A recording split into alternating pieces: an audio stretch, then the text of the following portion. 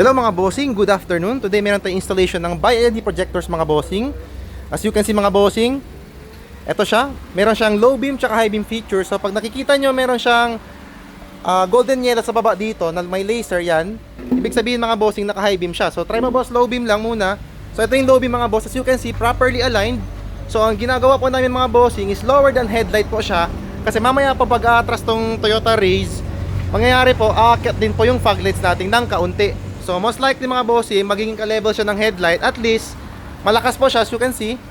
Even sa headlight mga bossing, hindi na makita si headlight, si foglights. Kitang-kita po, naka-on po yung headlights ng mga bossing by the way. So, ganyan siya kalakas mga bossing. Even tirik na tirik yung araw. Currently, it's around 42 degrees Celsius daw dito sa Cagayan de Oro. So, again mga bossing, this one is 100% plug and play. With laser mga bossing, poging-pogi yan. Fit na fit with own bracket made solely for Toyota Raze mga bossing. Meron po talaga yan. Let's say Ford, Mitsubishi, Honda, lahat ng mga kotse mga bossing, meron specific bracket na ginagamit para perfectly installed po. At the same time, perfectly aligned din mga bossing. And then, sa dashboard mga bossing, pakita ko sa inyo dito, no errors or whatsoever. Kasi po, literal, 100% plug and play po. Even yung high beam feature niya, plug and play din po mga bossing. So, we are here located by the way mga bossing sa Baraopol.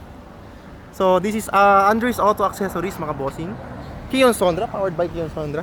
CDO brand. So yun lang mga bossing. If you have any questions, do message our page lang mga boss. Peace!